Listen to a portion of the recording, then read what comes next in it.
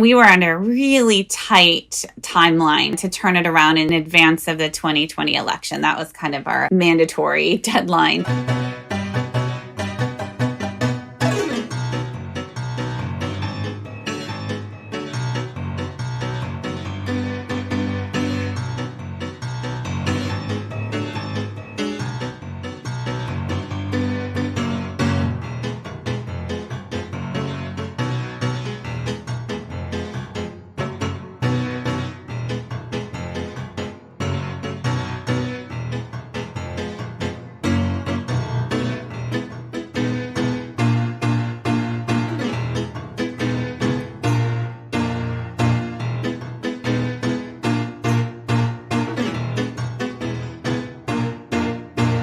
When I came to the end of the book, and we were under a really tight timeline to turn it around in advance of the 2020 election. That was kind of our mandatory deadline.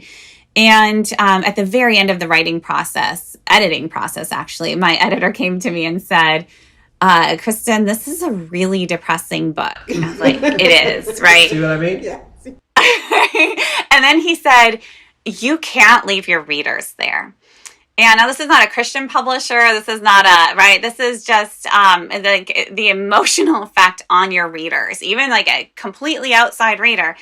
And so I took that to heart, and I took a look at the manuscript, and I didn't know what to do. And so I wrote him back and I said, you're right, it is. That's all I've got. This is what I have for you. And he said, okay, I respect that. And then about 2 days later, he writes back and he's like, Kristin, just give us something. Like anything. So that's when I added the last sentence of the book. I reworked that end. And I struggled because I didn't want to give false hope. And honestly, I felt discouraged, incredibly discouraged by the time I wrapped up this narrative. I didn't know where it was going to end when I started this project at all. The deeper I got, the more concerned I became, the more disturbed I became.